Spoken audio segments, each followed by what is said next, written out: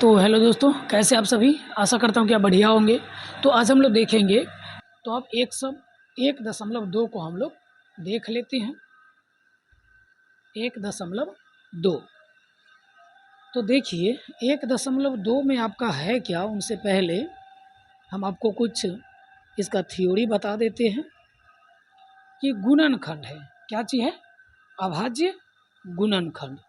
इसमें मूल रूप से अभाज्य गुणनखंड है। तो सबसे पहले हम देख लेते हैं कि गुणनखंड आखिर में होता क्या है। गुणनखंड होता क्या है, देखिए गुणनखंड।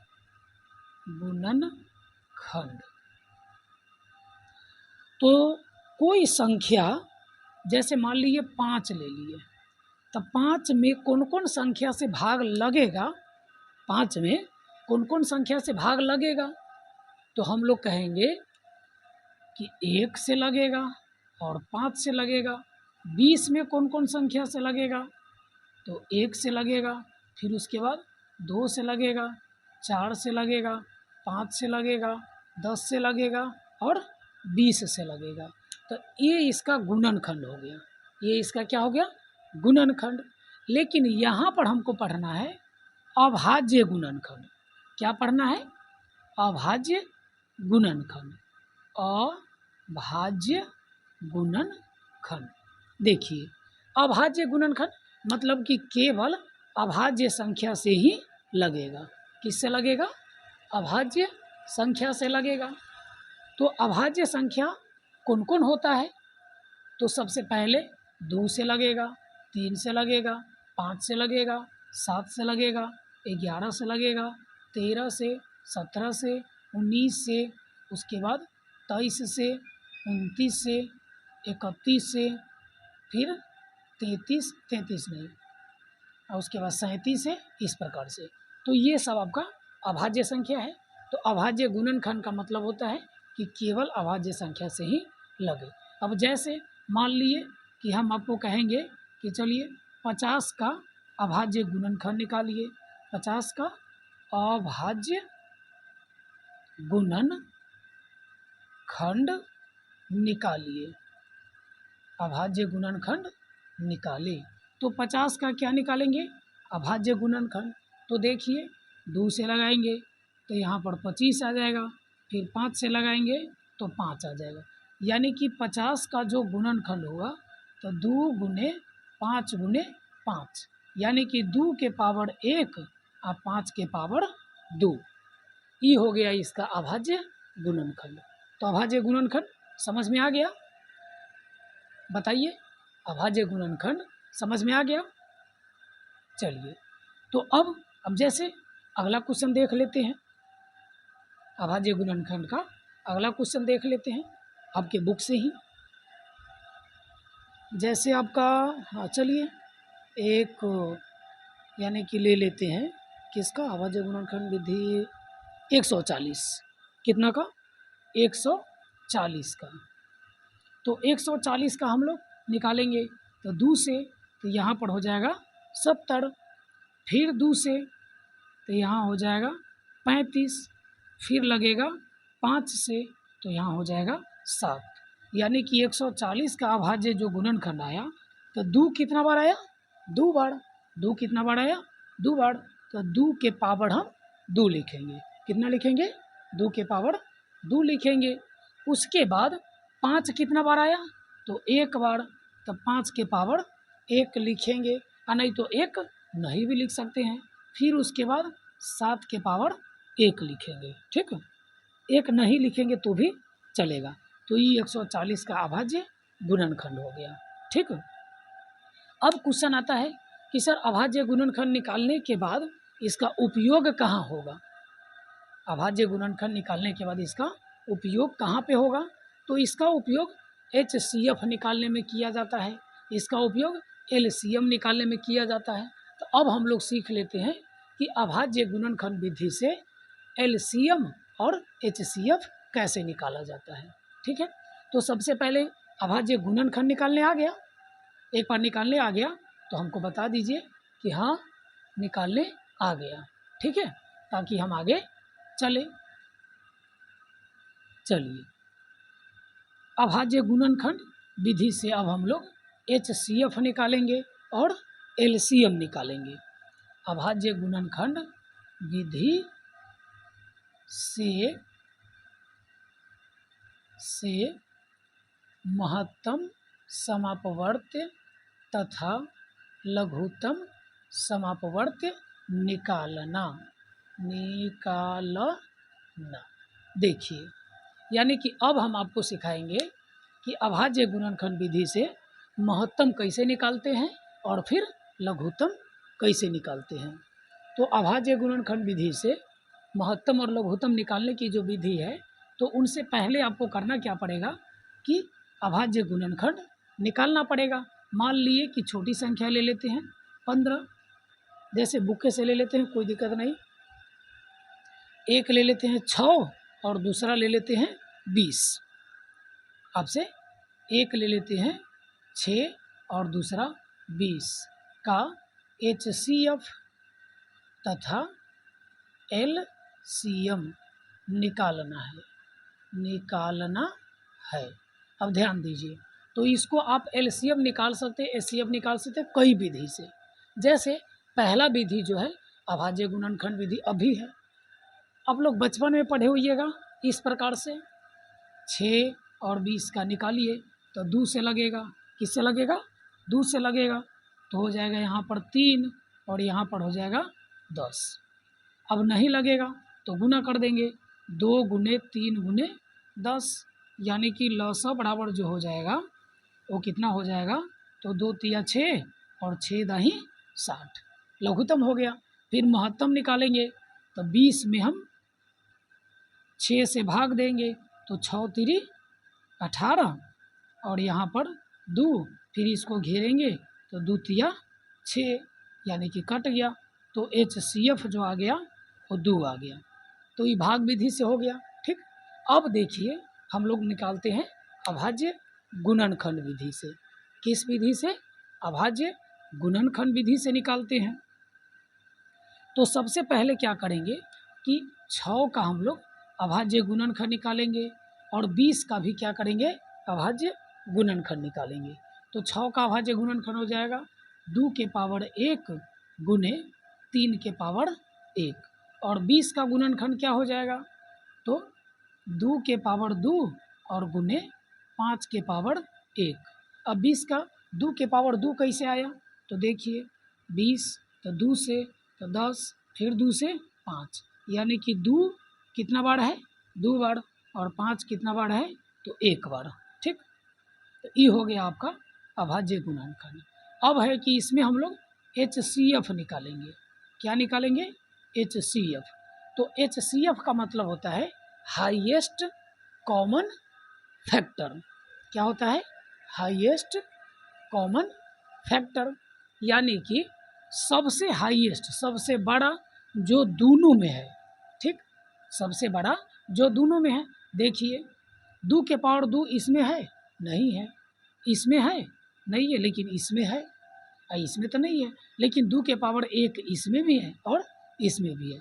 तो HCF जो हो गया आपका कितना हो गया, 2 के पावर 1, मतलब कि 2 हो गया। HCF कितना हो गया, 2 हो गया। अच्छा, LCM यानी कि लघुत्तम, लघुत्तम समापवर्त्य कितना हो जाएगा, तो LCM में होता है लोवेस्ट कॉमन मल्टीपल, यानी कि लोवेस्ट वाला, सबसे कम वाला भी और सबसे ज़्यादा वाला भी। तो देखिए सबसे 2 है, 2 के पावर 2, उसके बाद 3 के पावर 1 और 5 के पावर 1, यानी कि आपको ऐसे समझ लीजिए कि लघुत्तम में क्या करेंगे कि जो दोनों में रहेगा वो भी लेंगे और ना रहेगा वो भी लेंगे। जो दोनों में रहेगा वो भी लेंगे और ना रहेगा वो भी लेंगे। तो 2 के पावर 2, तो इसमें भी 2 1 आ गया और इसमें भी आ गया। ये इसमें नहीं है तो भी लेंगे, इसमें नहीं है तो भी लेंगे।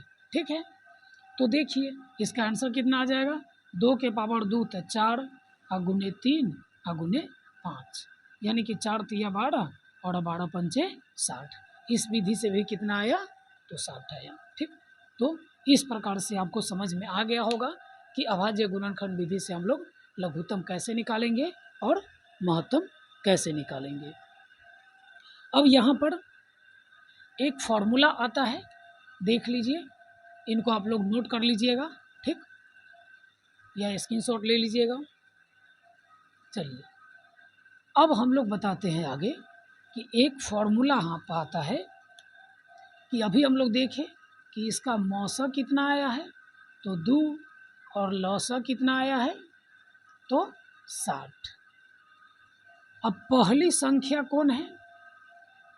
पहली संख्या है 6 और दूसरी संख्या कौन है? दूसरी संख्या जो है वो है आपका 20। फिर लौसा कितना है? लौसा जो है वो 60 है और उसके बाद मौसा जो है वो कितना है तो 2 है। अब यहाँ पर देखिए पहली संख्या गुने दूसरी संख्या बराबर लौसा गुने मौसा। यानी कि कहने का मतलब ये है कि दोनों संख्या का गुणनफल और उसके बाद दोनों संख्या का लघुत्तम और महत्तम के गुणनफल जो करेंगे तो हमेशा क्या आ जाएगा? बराबर आ जाएगा। क्या आ जाएगा? बराबर। तो ये आपका एक फॉर्मूला हो गया कि पहली संख्या गुने दूसरी संख्या, पहली संख्या गुने दूसरी संख्या बराबर लौसा गुने मौसा, यानी कि LCM गुने HCF, ठीक। अब कहीं कहीं दे देगा, अब इस पर क्वेश्चन कैसे बनेगा तो देख लीजिए, दो संख्याओं का गुणनफल इतना है और लौसा इतना है तो मौसा निकालिए। दो संख्याओं का गुणनफल, अब जैसे मान लिए कि इसी में हम चर्चा कर लेते हैं। पहली संख्या हो गया 6, दूसरी संख्या हो गया 20 और लौसा कितना आ गया तो 60 और मौसा कितना आ गया तो 2, यानी कि 6 दूना 12 120 और 6 दूना 12 120, दोनों बराबर आ गया। अब देखिए इसी में क्वेश्चन आ जाएगा कि दो संख्याओं का लौसा जो है 60 है और गुणनफल कितना है 120 है, तो मौसा क्या होगा? मौसा क्या होगा? यानी HCF कितना होगा? तो HCF कितना होगा तो 120 में हम 60 से भाग दे देंगे। तो देखिए इसी को हम लोग 2-3 फार्मूला में तोड़ते हैं। जैसे आपका लौसा बराबर क्या होगा तो दोनों संख्या का गुणनफल, दोनों संख्या का गुणनफल बटे मौसा। फिर मौसा रहेगा तो कैसे करेंगे तो दोनों संख्या का गुणनफल और बटे क्या दे देंगे तो लौसा। क्या दे देंगे? लौसा।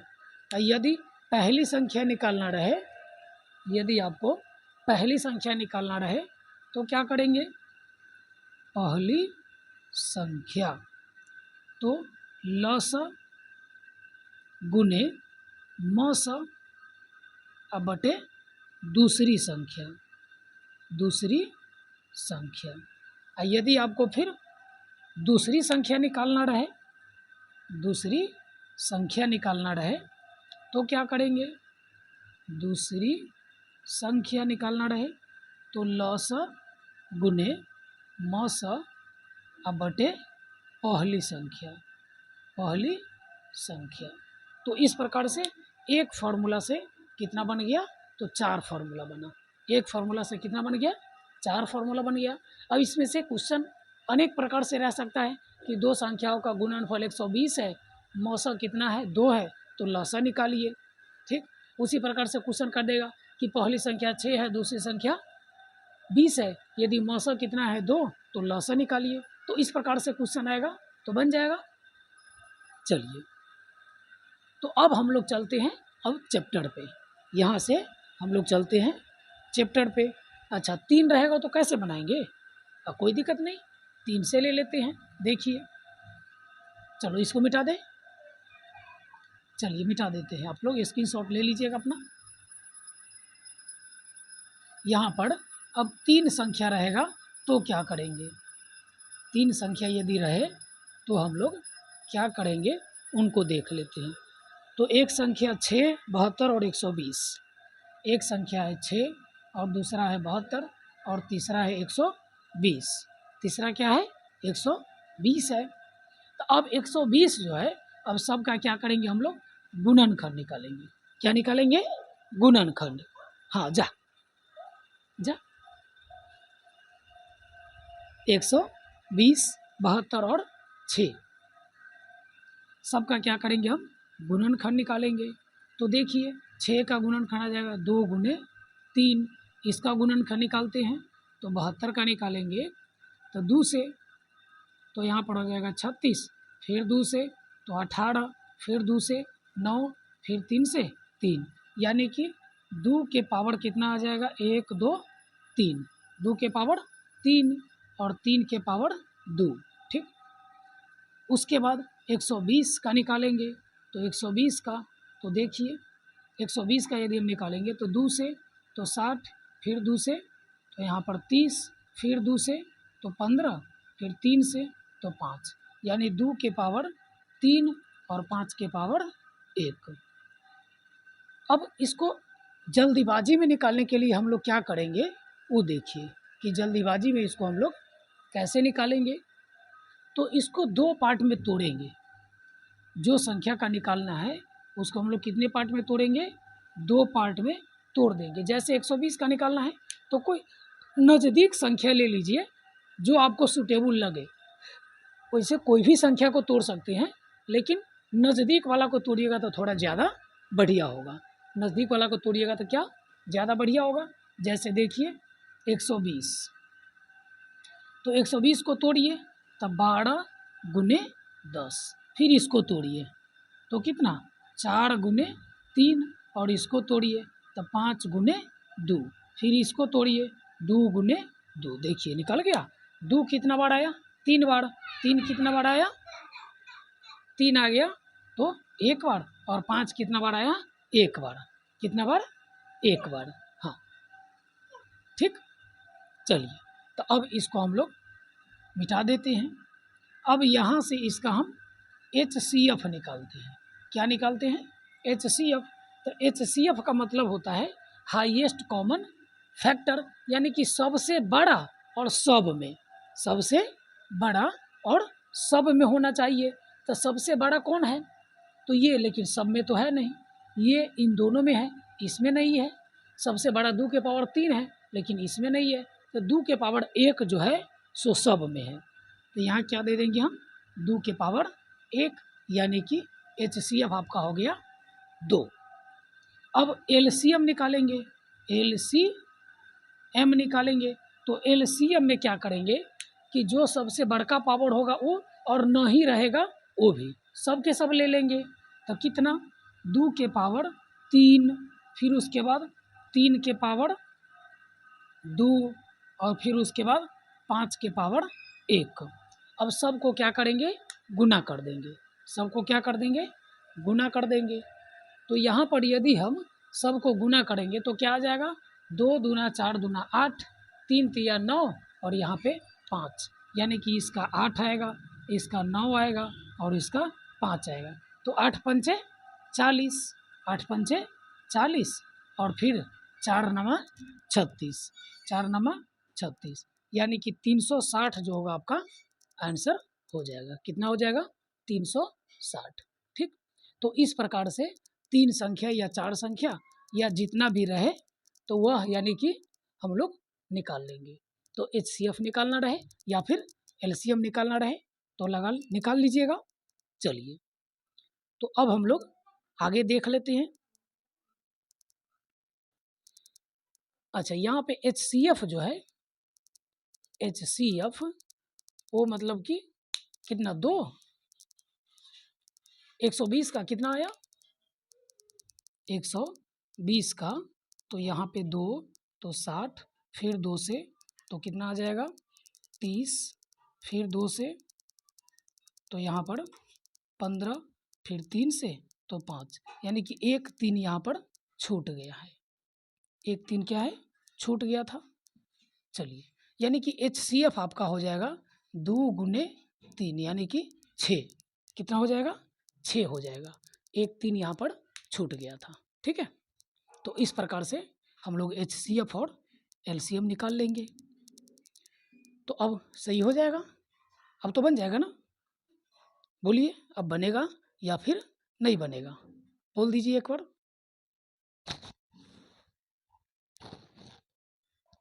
नहीं, लाइट कट गया थोड़ा। कि कोई भी विषम धन पूर्णांक 6 प्लस 1 3 और 5 के रूप का होता है। यानी कि ये क्वेश्चन आपका जो है वो सेकेंड क्वेश्चन है।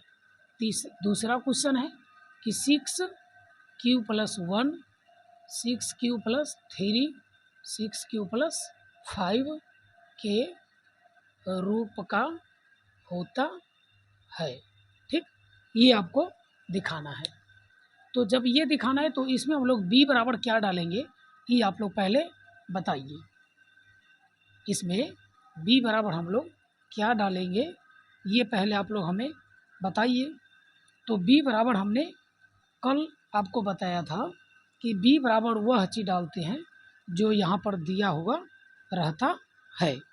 अब जैसे कि यहाँ पर 6q दिखाना है तो हम लोग b बराबर क्या डालेंगे, 6 डालेंगे। ठीक, तो लिखेंगे हल, माना कि a b दो धन पूर्णांक है जहाँ a b में कोई उभयनिष्ठ गुणनखंड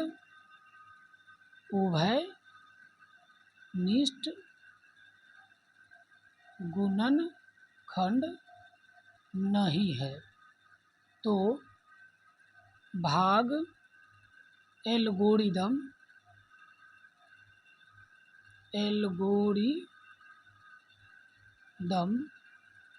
के प्रयोग से क्या हो जाएगा, तो a बराबर BQ प्लस आर। क्या हो जाएगा, a बराबर BQ प्लस आर हो जाएगा। a बराबर BQ प्लस आर। तो इसमें जहाँ r जो होगा b से छोटा होगा और 0 से बड़ा या फिर 0 के बराबर, तो इसमें हम लोग b बराबर क्या डालेंगे, 6 रखने पर। इसमें b बराबर कितना रखेंगे, 6 रखेंगे।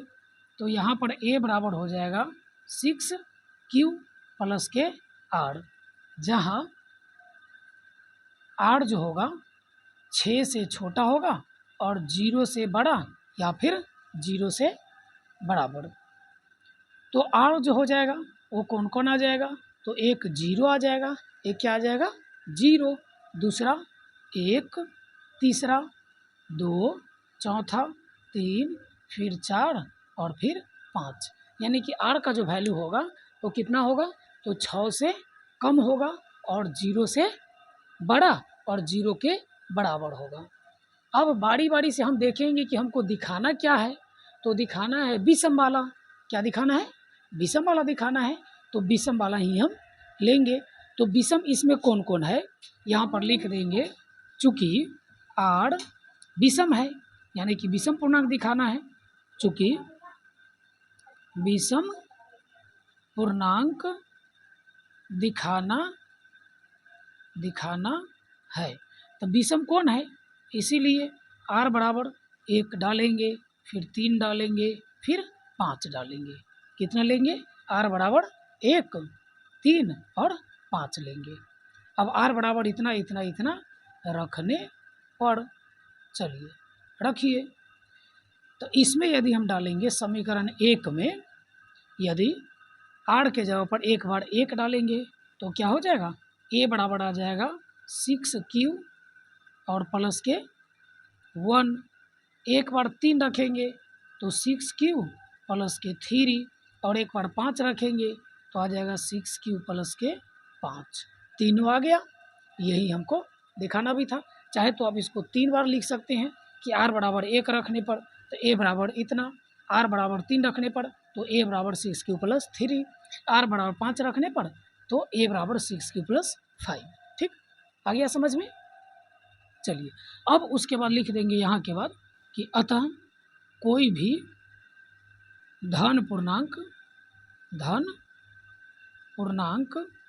6 Q plus 1, 6 Q plus 3, 6 Q plus 5 के रूप का होता है। ठीक, यही हो गया आपका प्रूव्ड। क्या हो गया? प्रूव्ड। तो समझ में आ गया कि जहाँ पर ये रहेगा उस प्रकार से बी के जगह पर हम वही लेंगे। अगला जो क्वेश्चन आपका है, तीसरा जो क्वेश्चन है आपका, तो तीसरा आपका जो क्वेश्चन है ना, तो क्या है कि किसी परेड में 616 वाली एक सेना की टुकड़ी को 32 सदस्यों में सजाना है। यानी तीसरा जो क्वेश्चन है आपका, 616 पूरे आर्मी का सेना है। तीसरा जो क्वेश्चन है कि 616 पूरे आर्मी का सेना है और उसमें आपको 32 सदस्य वाले एक आर्मी के बैंड के पीछे मार्च करना है और समूह की संख्या क्या हो जाना चाहिए? समान हो जाना चाहिए। तो एक समूह में अधिकतम कै गो आदमी है उसका पता लगाना है। ठीक, तो हम लोग जब अधिकतम रहेगा तो उसमें HCF निकालेंगे। तो इस क्वेश्चन में क्या निकलेगा? HCF, इतना और इतना का महत्तम। क्या निकलेगा? महत्तम निकलेगा। तो 616 बराबर यहाँ पे 32 और गुने कितना हो जाएगा? तो देखिए, तो 32 में हम कितना से लगाएंगे तो लगेगा? तो 3 छः 18, तो 5 मरतबे लगा देंगे। तो 32 में 5 से हम गुना करेंगे तो 5 दूना 10 और 3 पचे 15 और 1 16। एक सेकेंड, थोड़ा कैमरा को देख लेते, बंद हो गया शायद, रुक जाइए। क्योंकि कल क्या हुआ था कि पता नहीं अचानक कैमरा बंद हो जाता है और धीरे धीरे वो ख़त्म हो जाता है, तो इसलिए बार बार थोड़ा जाना पड़ता है, उसके लिए माफ़ी चाहूँगा। चलिए, तो यहाँ पर देखिए, तो कितना मरतबे लगेगा? तो 3 पचे 15, 600 लाना है। ठीक, 616 लाना है। तो 5 मरतबे तो यहाँ पर 160 हुआ है, तो और ज़्यादा यानी कि 32 दूना 64, 20 मरतबे लगाएंगे। कितना मरतबे? 20 मरतबे लगा के देखते हैं। तो 32 दूना 64, 640 हो जाता है। तो 19 मरतबे लगाएंगे। कितना मरतबे? 19। तो अब 19 से गुना कीजिए तो कितना हो जाएगा? 19 में यदि हम 32 से गुना करेंगे तो 19 दूना 38 और 19 3 57, 57 और 58 59 60, 600 कितना हो जाएगा? 8, यानी कि 8 वो इसमें शेष बच गया। 8 क्या बच गया? शेष बच गया। तो 32 यहाँ पर हम 8 को लाएंगे और 8 चौक 32 प्लस के 0, यानी कि HCF इसका जो आ गया सो कितना आया? 8। यानी कि स्तंभ की जो संख्या हो गई वो कितना हुआ तुम्हारा? तो 8 संख्या हुआ। तो यही आपका क्या हो गया? आंसर हो गया। ठीक है, तो इस प्रकार से हम इसको बनाएंगे। चलिए, उसके बाद अगला जो क्वेश्चन है, चौथा क्वेश्चन, यूक्लिड विभाजन के प्रयोग से आपको दिखाना है कि किसी संख्या का वर्ग 3m प्लस 1 के रूप का होता है। 3m प्लस 1 के रूप का होता है।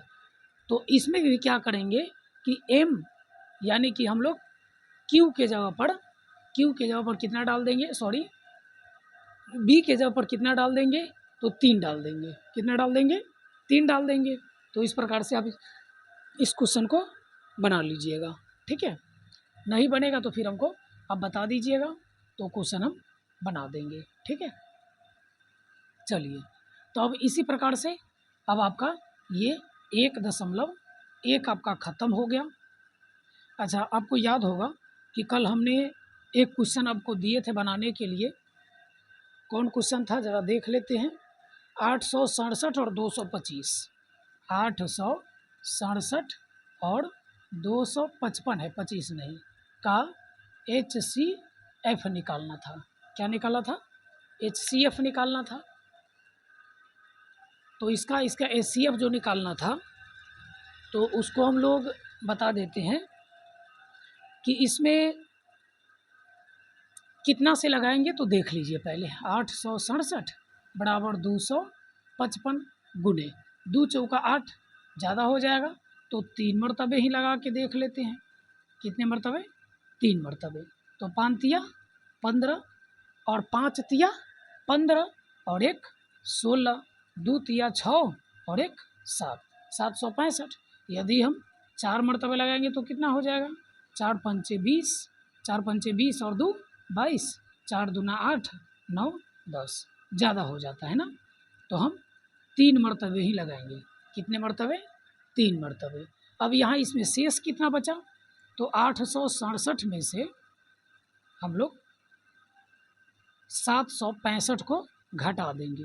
कितना को घटा देंगे? 765 को घटा देंगे तो कितना आ जाएगा? तो यहाँ पर 2 यानी 102 आएगा। कितना आ जाएगा? 102 आ जाएगा। अब 102 को अब 255 और यहाँ पर 102 से लगाएंगे। तो यदि हम 2 मरतबे लगाएंगे, हाँ, तो 204 हो जाएगा। 3 मरतबे लगाएंगे तो 306 हो जाएगा। ठीक, तो 3 मरतबे ना लगा करके हम लोग 2 मरतबे लगाएंगे। कितने मरतबे? 2 मरतबे। तो 204 हो जाएगा, यानी कि 204 यदि हम इसमें से घटा देंगे तो 51 बचेगा। क्या बचेगा? 51 बचेगा। फिर 102 को हम यहाँ लिखेंगे और उसके बाद 51 यहाँ पर लिखेंगे। अब बताइए कितना मरतबे लगेगा? तो 102 में 51 से लगाना है तो 51 दूना 102 0, यानी कि आपका HCF जो आ गया वो कितना आ गया? 51 आंसर। सबका 51 आंसर आया था या नहीं आया था? बताइए तो। सबका 51 आंसर आया हुआ था या फिर नहीं आया हुआ था?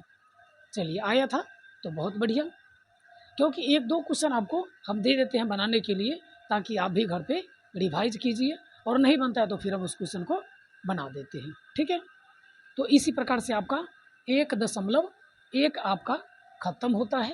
अब हम चलेंगे 1.2 पर। किस पे? 2 पे। समझ में आ गया ना? समझ में आ गया? चलिए, हाँ, कोई भी डाउट हो तो आप बिना सोचे समझे पूछ सकते हैं, क्योंकि हम सोचते हैं कि आपको एक भी डाउट ना रहे। अब जैसे ये HCF 100% 1 नंबर का यानी कि क्वेश्चन आता ही है। ठीक है, 1 नंबर में, और उसके बाद 2 नंबरी में दे देगा तो उसमें थोड़ा सा टिपिकल में दे देगा, लेकिन 196 वाला आप याद रखिएगा। चलिए, तो चलिए ये क्वेश्चन हम बना लिए थे, बट किसी कारणवश कैमरा ऑफ हो गया था। ये आपका 5वां क्वेश्चन है। ठीक, तो इसमें यानी कि क्वेश्चन था कि किसी संख्या का घन जो होता है 9m+1 या 9m+8 के रूप का होता है, ये दिखाना है। तो सबसे पहले हम इसको मान लिए कि माना कि A तथा B दो धन पूर्णांक है, जहाँ AB में कोई उभयनिष्ठ गुणनखंड नहीं है, यानी कि उभयनिष्ठ गुणनखंड कोई नहीं है, और B ≠ 0। तो भाग एल्गोरिदम के प्रयोग से, यानी भाग एल्गोरिदम के प्रयोग से होता क्या है कि A बराबर BQ+R, यानी कि A बराबर क्या होता है? तो BQ+R, जहाँ R जो होता है वो B से छोटा होता है और 0 के बराबर नहीं तो फिर 0 से बड़ा होता है। तो यहाँ पर हम लोग B बराबर 3 रखेंगे। क्यों रखेंगे? इसका रीज़न हमने बता दिए कि B बराबर यदि 3 रखेंगे तो R बराबर आ जाएगा 0, उसके बाद 1 और उसके बाद 2। ठीक, क्योंकि 2 का घन हो जाता है 8, इसीलिए हमने यहाँ पर B बराबर कितना रखा? 3 रखे। तो B बराबर जब 3 रखेंगे तो यहाँ पर आ जाएगा A बराबर 3Q+R, और R का जो वैल्यू होगा वो B से छोटा और 0 या 0 से बड़ा होगा। तो B बराबर यदि हम 3 रखें तो R बराबर कितना कितना आ जाएगा? तो एक तो आ जाएगा 0, दूसरा आ जाएगा 1 और तीसरा आ जाएगा 2। तो R बराबर बारी बारी से हम 1 2 और 3 रखेंगे। अब यहाँ पे जैसे कि r बराबर हम 0 डालें तो यहाँ पर देखिए 3q और प्लस r, तो r के जगह पर 0, तब क्या आ जाएगा 3q।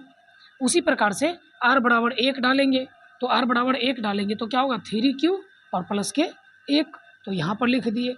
r बराबर हम 2 डालेंगे तो 2 डालें तो क्या हो जाएगा 3q और प्लस के 2, ठीक। तो इस प्रकार से r बराबर 1 2 और 0 रखें तो ये आया, ठीक।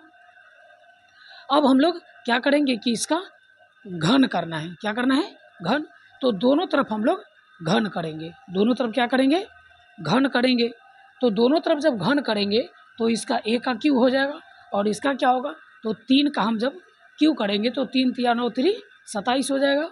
और यहाँ पर जो करेंगे तो 3q और प्लस 1 का होल क्यू, तो ए क्यू प्लस बी क्यू का फार्मूला हमने बता दिया था यहाँ पर, जो शायद मिटा दिए हैं। चलिए आपको लिख देते हैं दोबारा। तो a प्लस बी का क्यू बराबर होता है a cube plus 3a square b plus 3a b square plus b Q.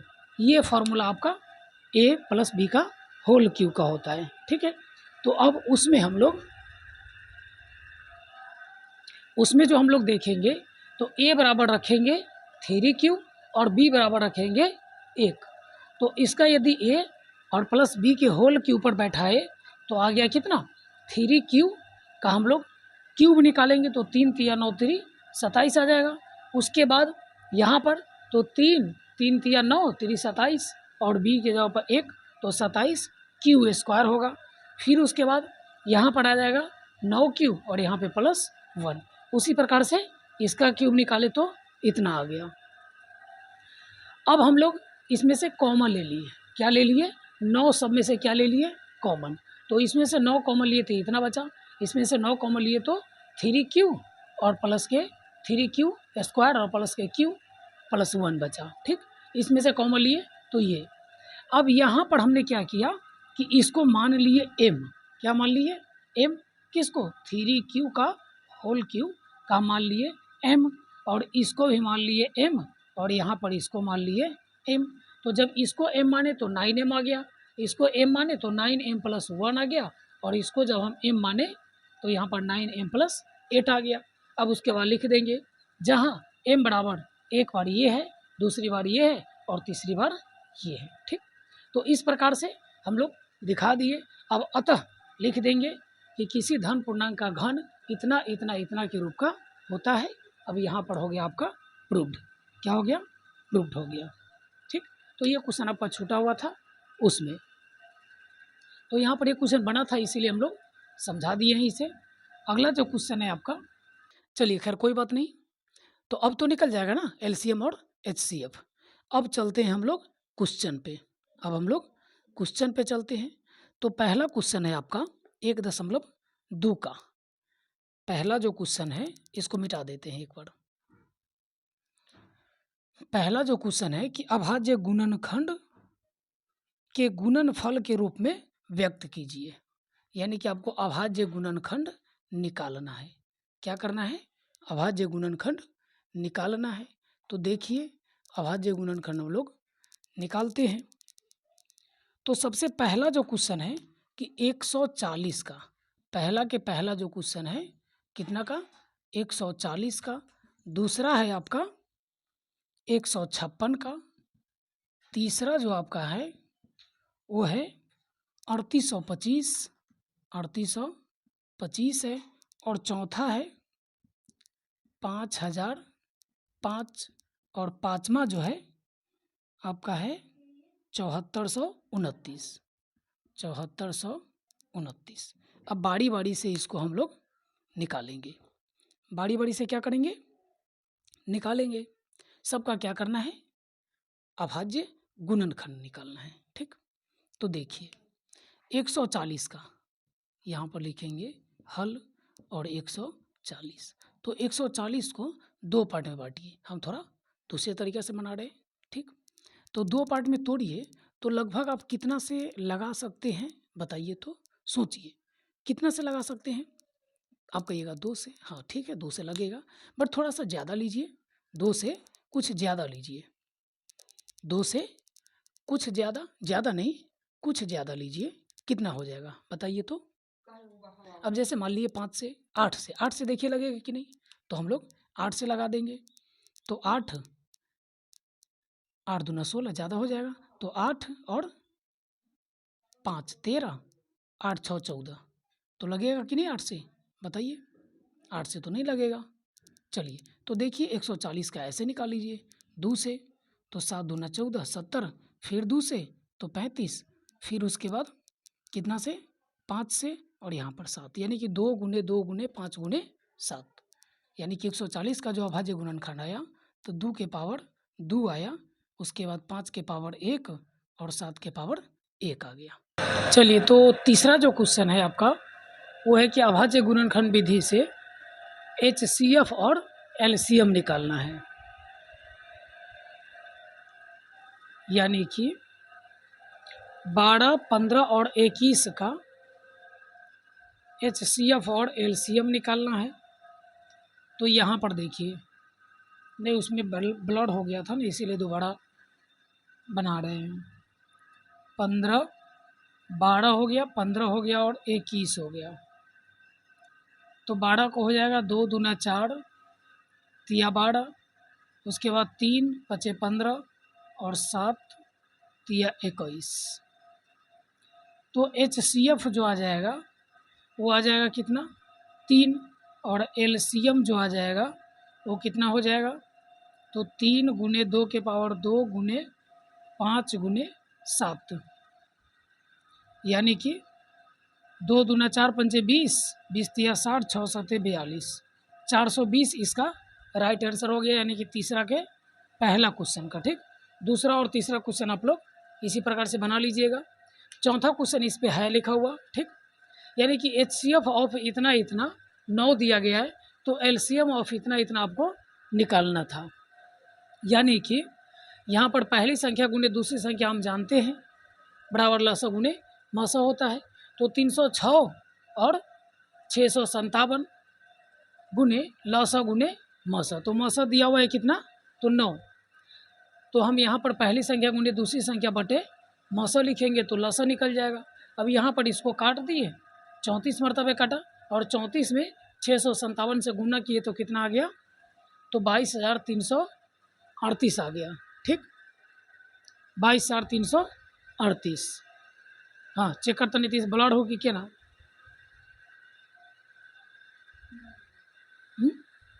हम अभी टिपली बुता के लहल। चलिए अब यानी कि चौथा के बाद पांचवा क्वेश्चन है कि जांच कीजिए कि 6 टू द पावर n के अंत में 0 आता है कि नहीं, तो जांच करना है, तो n बराबर हम 1 डालेंगे, 2 डालेंगे, 3 डालेंगे, 4 डालेंगे, 5 डालेंगे। ठीक, और देखेंगे उसका गुणनखंड निकाल करके, तो गुणनखंड 6 के पावर 1 का गुणनखंड 2 गुने 3 हुआ, 6 के पावर 2 का गुणनखंड 2 गुने 2 गुने 3 गुने 3 हुआ, उसी प्रकार से 6 के पावर 3 का गुणनखंड 2 गुने 2 गुने 2 गुने 3 गुने 3 गुने 3 हुआ। ठीक, तो इस प्रकार से हम देखते हैं कि इसका गुणनखंड केवल 2 और 3 हो रहा है, इसके अलावा कोई गुणनखंड संभव नहीं है। लेकिन हम जानते हैं कि किसी भी संख्या के अंत में 0 तब आता है जब उसका गुणनखंड 2 और 5 हो। कितना हो, 2 और 5 तभी होगा, तो यानी कि इसमें नहीं है, जो कि इसमें संभव नहीं है, इसलिए 6 टू द पावर n के अंत में 0 नहीं आ सकता है, 6 टू द पावर n के अंत में 0 नहीं आ सकता है। ठीक, उसके बाद छठा क्वेश्चन आपका है कि किसी खेल, नहीं छठा क्वेश्चन वो नहीं है, छठा क्वेश्चन है कि 7, 11, 13 प्लस 13 और 7 गुने 6 गुने 5 गुने 4 गुने 3 गुने 2 गुने 1 एक भाज्य संख्या है, और ये आपका 7वां क्वेश्चन था। कौन था, 7वां क्वेश्चन। देखिए तो पहले इधर बता देते हैं, यानी कि किसी खेल के मैदान में वृत्ताकार पथ है, उसके चारों ओर चक्कर लगाने के लिए सोनिया को 18 मिनट लगता है और रवि को 12 मिनट लगता है, और दोनों यानी कि एक ही जगह से चलना शुरू किया, तो कितने मिनट बाद वो फिर आकर के आपस में मिल जाएंगे। तो ऐसा क्वेश्चन जब भी रहेगा तो उसका क्या निकालेंगे, LCM निकालेंगे। क्या निकालेंगे, एलसीएम। एलसीएम निकालेंगे तो एलसीएम निकालेंगे तो 12 और 18 का एलसीएम कितना हो जाएगा? तो 36 हो जाएगा। कितना हो जाएगा? 36 हो जाएगा। चलिए अब आपको बताना है छठा क्वेश्चन। तो छठा क्वेश्चन हम बता देते हैं, मिटाने वाला। चलिए तो अगला जो क्वेश्चन आपका है तो कह रहा है कि 7 गुने 11 गुने 13 प्लस 13 और 7 गुने 6 गुने 5 गुने 4 गुने 3 गुने 2 गुने 1 प्लस 5 एक भाज्य संख्या है। देखिए 7 गुने 11 गुने 13 प्लस 13 और फिर 7 गुने 6 गुने 5 गुने 4 गुने 3 गुने 2 गुने 1 प्लस 5 अभी भाज्य संख्या है, कैसे ये बताना है। तो देखिए यहाँ पर इसे गुणा कीजिए तो 7 आएगा, 7 में 3 से गुणा कीजिए, ठीक, तो 1 आएगा, 1 में यहाँ पर 3 जोड़िए तो लास्ट में कितना आ जाएगा? 4। तो ये भाज्य संख्या हुआ, ठीक। उसके बाद ये भी 7 छक 42, इसमें 2 आ गया और 2 में हम किसी भी संख्या से गुणा करेंगे, ठीक, तो 2 ही आएगा, ठीक। तो यहाँ पर देखिए जैसे कि यहाँ पर 7 छक 42, 2 2 पंचे 10, 0 और 0 भी एक प्रकार की क्या संख्या है? तो भाज्य संख्या है। तो इसका भी आंसर क्या हो जाएगा? यानी कि भाज्य, ठीक। चलिए तो ये चैप्टर आपका ख़त्म हो गया। अब हम लोग अगले वीडियो में 1.3 यानी कि और 4 देखेंगे, ठीक।